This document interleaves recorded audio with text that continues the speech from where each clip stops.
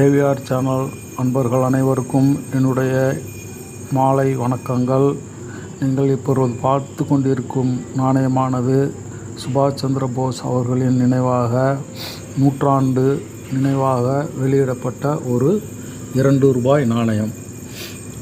இவை அனைத்தும் 1997 என்று இருக்கும். இவை அனைத்தும் சாதாரண நாணயங்கள். இவை மார்க்கெட்டில் 10 ரூபாய் 20 ரூபாய் அந்த ரேஞ்சில் தான் போகும். அதே சமயம் இப்பொழுது பார்த்து கொண்டிருக்கும் இந்த நாணயமானது 1996 தவறுதலாக வெளியிடப்பட்டு இந்திய அரசாங்கத்தால் வாபஸ் பெறப்பட்ட நாணயமாகும். இதன் மார்க்கெட் மதிப்பு மிகவும் அதிகம்.